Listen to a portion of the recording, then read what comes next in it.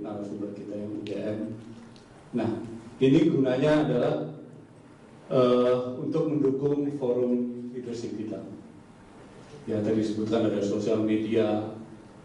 Dengan media ini, sekali lagi ini adalah media.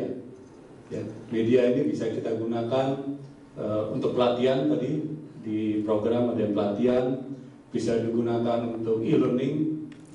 Ya, karena kita juga sudah menyiapkan program e-learning, bisa juga untuk sharing of knowledge, ya, pengetahuan, berbagi pengalaman, dan juga mungkin bagi yang merangkap dosen terutama ya ini sangat penting juga untuk mahasiswa kita.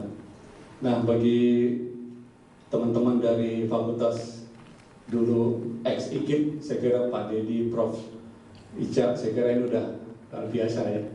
Tapi bagi yang non-IKIP, ya mungkin ini kita overview aja. Oke, nah kita harapkan nanti kita akan paham prinsip apa sih presentasi, kemudian mendesain presentasi yang efektif, interaktif dengan dalam bentuk video. Ya, nanti akan disuting, kemudian kita akan mengembangkan ya dalam bentuk produksi ya video. Nah, karena waktu terbatas, output kita hanya 3 untuk di sini, ya 3 video, yang sisanya 6 itu akan kita edit nanti setelah pelatihan ini, dan saya harapkan setelah workshop ini masing-masing ibu peserta mengembangkan video sendiri di tempat masing-masing. Ya, jadi kita sudah tahu nanti prinsip-prinsip seperti apa. Oke, ini adalah topik kita 3 topik. Mudah-mudahan selesai dalam 2 jam, 3 jam. Karena workshop ini biasanya saya lakukan 5 hari itu paling lama. Ya, ini kita padatkan menjadi 2 jam saja. Ya, jadi sekilas, ya sesuai dengan posisi Bapak Ibu ya, yang udah senior gitu. Jadi cepat. Oke, kita mulai dari presentasi efektif untuk orang dewasa. Ya, kenapa ini penting? Kenapa kita harus mempersiapkan presentasi? Ya, saya kira semua orang pasti tahu presentasi yang asal buat saja dampaknya juga akan negatif. Bagaimana sih gaya presentasi? Nanti kita akan lihat di video. Ya, beda antara ngajar di kelas, kuliah gitu ya, dengan presentasi yang saya bilang efektif. Ya, dan lihat saja posisinya seperti ini. Ya, ini gaya dosen ya. Ya, gaya dosen seperti ini. Nah, seperti gini. Nah, mudah-mudahan nanti pada saat di syuting ini tidak terjadi gitu ya. Kenapa harus persiapan? Nah, supaya kita menghindari seperti ini. Ya, kadang-kadang kita lihat presentasi yang membosankan, apalagi dalam waktu jam segini nih. Ya, sesi paling berat ini, perutnya berat, matanya juga berat. Wah, udah yang paling bahaya. Apalagi presentasinya monoton, ya. Wah, sudah habis. Oke. Nah, oleh karena itu, di sini pentingnya bagaimana seni, ya, seni dalam presentasi. Oke, saya ada video, tolong diperhatikan. Siapa ini? Oke, semuanya kenal ya, berarti nggak gaptek ini. Oke, saya akan tunjukkan bagaimana gaya Steve Jobs. Setelah presentasi nanti, tolong Bapak Ibu catat apa sih ciri-ciri presentasi efektif menurut si Steve Jobs ini. Oke, kita lihat.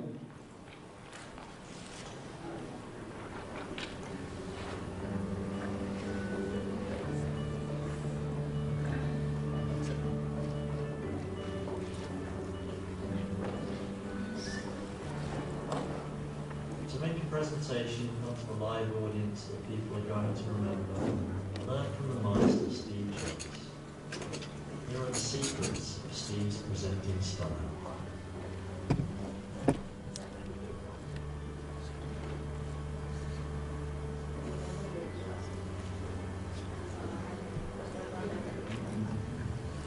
Your audience with a headline is a clear, concise theme as you run through your talk.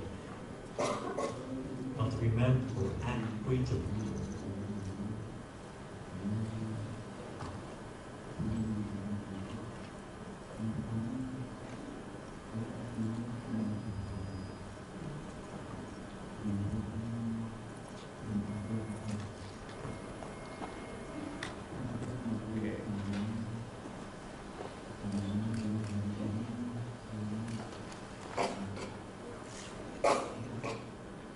Thousands of years because it works.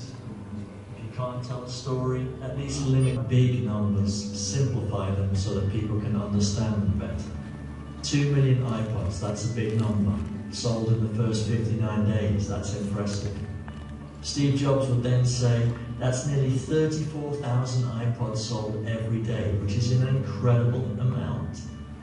Here he is talking about the number of songs sold on iTunes. Again, it would be a big number, but Steve puts it into perspective. 82% of the American market for MP3s. In February 2013, Apple reached 25 billion songs downloaded from iTunes. Steve Jobs would have said it in a way that's easy to understand. On average, that's 15,000 songs that have been downloaded every minute since iTunes opened. An extraordinary figure. Steve Jobs used big, bold, clear, simple images. He almost never used more than 2 images on a presentation slide. At the 2007 launch of the iPhone, unusually, he used 3 images, as you can see. But this was to highlight that the iPhone could do all 3 things of music player, phone, and internet access. Then he quickly moved on again to his normal procedure of 1 striking image.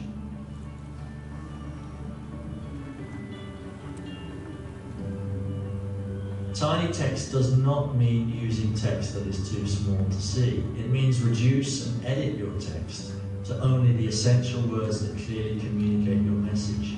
Nobody wants to see lines and lines of boring text. The first line here, works like magic. It's kind of a headline again. The full grammatically correct sentence would be, it works like magic.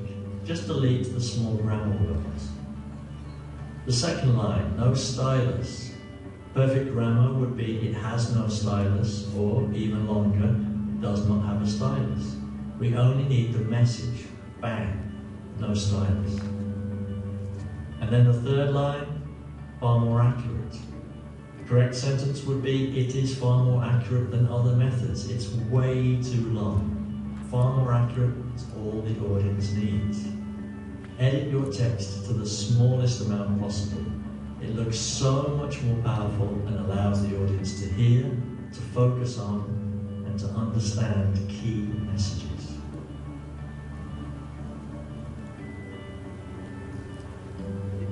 Steve Jobs used to smile all the time during his keynote speeches.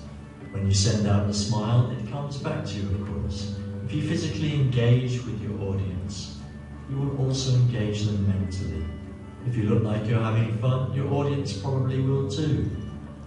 This is a famous moment when Steve Jobs was having fun playing with the brand new iPhone. He called Starbucks to order 4,000 coffees to go. Look at his smile. He's only making a phone call, but he's enjoying it, and so did his audience. It's a little story that's easy to remember. As well as showing enthusiasm with exaggerated body language, Steve Jobs showed massive enthusiasm with the language he used. Fantastic, amazing, incredible, extraordinary. When you are excited, it's difficult for your audience to resist.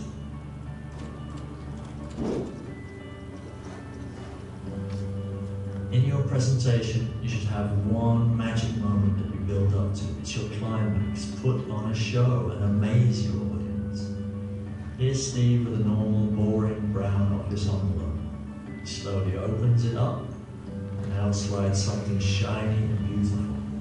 It's an incredible new super thin computer, the MacBook Air. And there is the famous smile again. A truly magic moment that's difficult to forget. Even if you can present like Steve Jobs, in a long presentation your listeners might lose focus for a minute here or there. So it's incredibly important to have informative transitions that tell your audience what you are going to talk about, and then just after, summarize the important information that you want them to remember. Here is an Apple slide with quite a lot of text, but Steve Jobs would have used an informative transition to start. For example,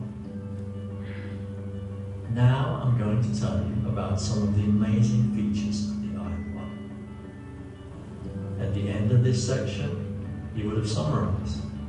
So that's the iPod. It's beautiful, it's fast, it's your whole music library in your pocket. Before you continue and move on in your speech, don't lose that key information.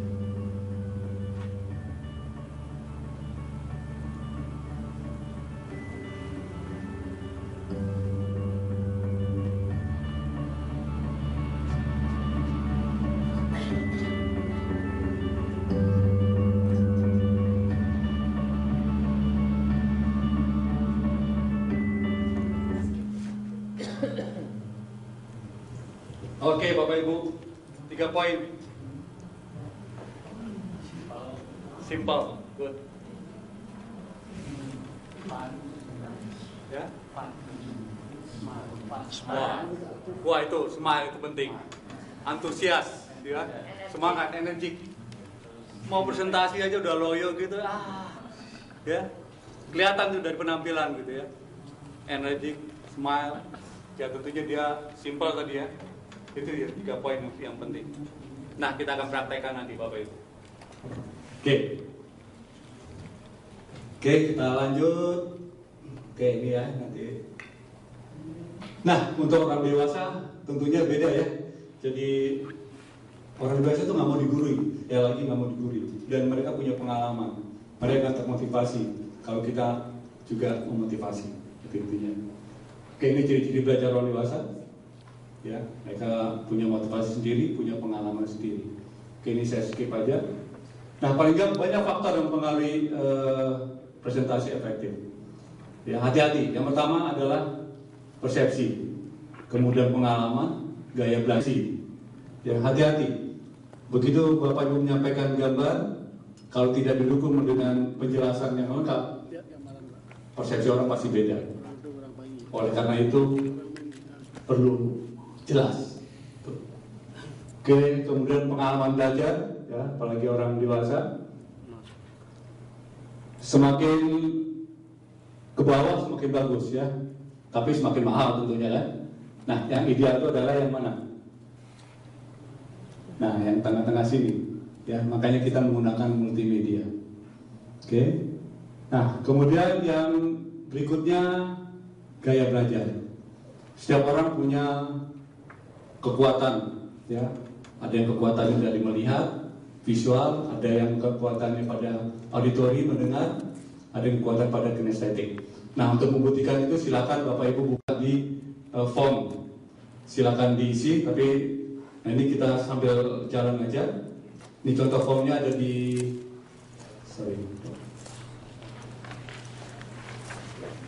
ada di file di lembaran ya.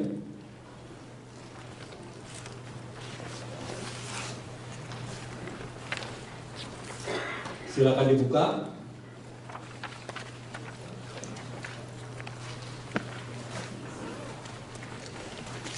Oke, silakan sambil iseng-iseng bisa, sehingga Bapak dan Ibu bisa. Nanti setelah itu di skor, silakan nanti dominan di mana tinggal tarik aja ini. Wah, ada yang sudah buka?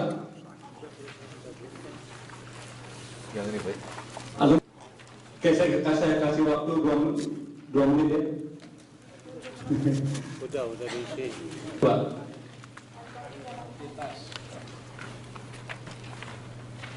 Udah selesai. cepat atau di hard copy. Ya, kopi udah. Kopi ya.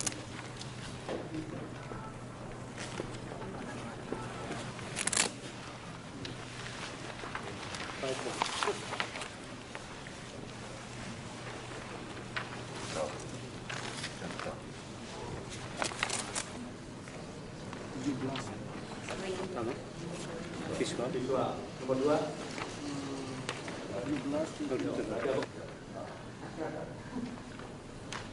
Bisa tes kepada audiens kita juga ini. Itu gunanya. Ya, jadi kita tahu audiens kita seperti apa. Oke, kita lanjut.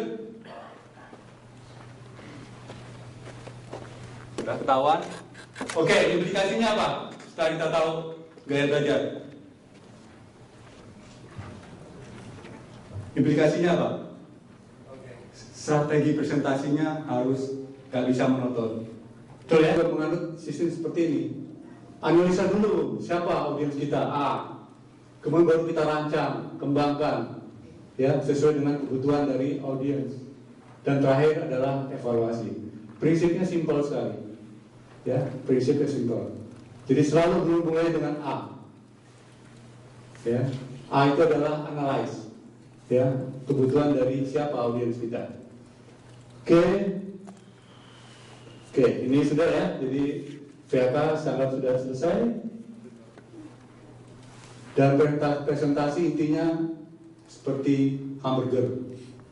Ya, ada pendahuluan, kemudian ada inti. Pendahuluan itu biasanya rasanya sama, ada inti. Intinya isinya apa? Macam-macam kan, ada pedas, ada asin, variasi. Nah, itu yang maksudnya variasi. Dan ditutup lagi dengan standar yang sama. Kita nganut hamburger. Nah, ini adalah satu syarat. Saya kira Steve Jobs menganut ini ya. Ya, dia presentasi sangat beda penampilannya. Oke, jadi kita simpulkan dalam presentasi kita harus tahu siapa peserta kita, tujuan kita, kemudian kemudian ini yang penting, menguasai materi. Makanya kita udah minta Bapak Ibu menyiapkan materi yang paling dikuasai. Ya, tapi dengan syarat waktunya cuma 5 menit. Usahakan slide-nya nggak lebih dari 5. Ya, paling banyak 6 lah. Ya, karena videonya dibatasi 5 menit. Oke, dan terakhir kita udah tahu ya kompetensi kita sendiri. Ya. Oke. Baik, itu overview. Nah, yang berikutnya adalah kita masuk ke sesi kedua tentang bagaimana merancang presentasi PowerPoint yang interaktif. PowerPoint itu namanya power. Ada poin, berarti hanya poin-poin saja. Ya. Banyak sekali manfaatnya PowerPoint itu, tapi kita hanya batasi 2 saja dalam kesempatan ini. Saya mengharapkan hanya 2. Yang pertama adalah dalam PowerPoint itu ada animasi, ada gerakan. Yang kedua ada hyperlink. Hanya 2 saja yang kita tuntut di dalam produksi kali ini. Ya, nggak perlu macam-macam lah. Itu sangat sederhana. Nanti teknisnya teman-teman akan membantu nanti. Silakan nanti dibuka PowerPoint-nya masing-masing, cek animasinya sudah jalan atau belum. Oke. Nah, ya. Banyak sekali manfaat untuk dokumen, tapi ini kita lupakan dulu ya. Ya, kita prioritaskan pada hyperlink dan animasi dulu. Nah, prinsip presentasi yang kita harapkan adalah seperti ini. Saya hanya mengingatkan, ya, big, simple, clear, progressive. Persis seperti apa yang dilakukan oleh Steve Jobs. Oke. Teks jangan terlalu kecil, jangan terlalu besar. Ya. Kemudian simple, warna jangan terlalu banyak. Oke. Fontnya 2 cukup ya tadi. Contoh-contoh jangan terlalu banyak juga. Nah, ini rule 6 kali 9. Apa itu 6 kali 9? 6 baris. Banyak saya lihat presentasi diambil dari Word, dia copy paste, blek, masuk. Akibatnya apa? Begitu diambil video, hilang tuh hurufnya. Ya, karena ini kita akan syuting gitu kan, akan muncul di video. Ya kalau terlalu kecil ya hilang itu. Ya, jadi ingat rumus 6 kali 9. Tolong cek lagi PowerPoint-nya. Ya. Contoh seperti ini. Oke. Bandingkan seperti ini. Ya. Hanya PowerPoint saja, sesuai namanya PowerPoint. Ya, lebih simpel. Dia tabel seperti ini.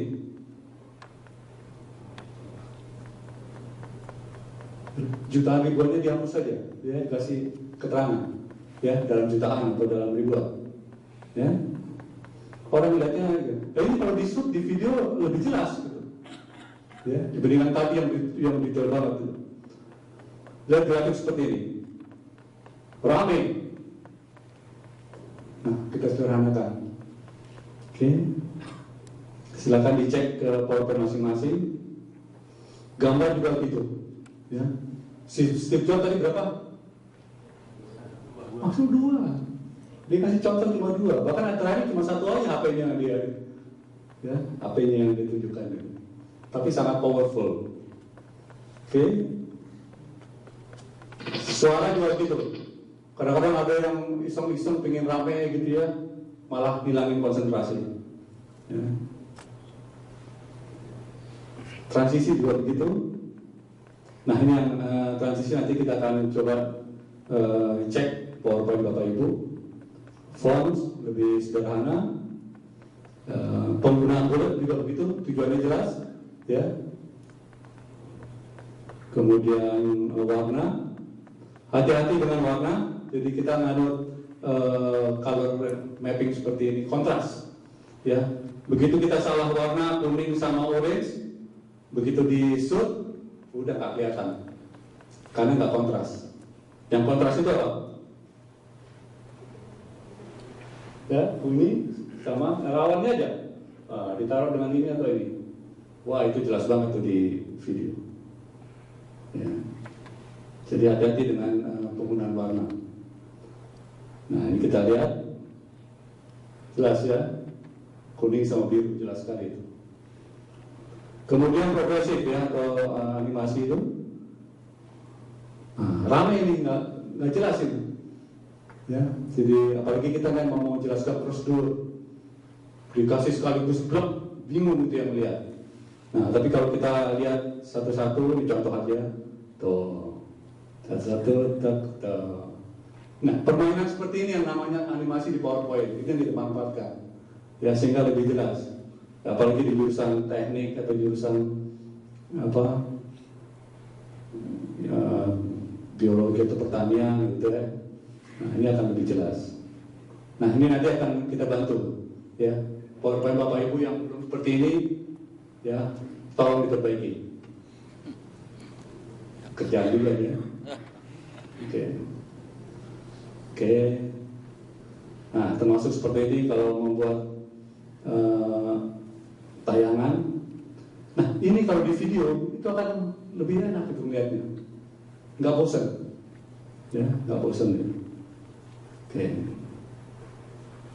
Oke, jadi sekali lagi rulesnya ada, ya maksimum masih 5 warna, 6, 9 kata, ya huruf, ya antara 28 sampai 34, ya 34 untuk judul. Oke. Gambar yang simpel.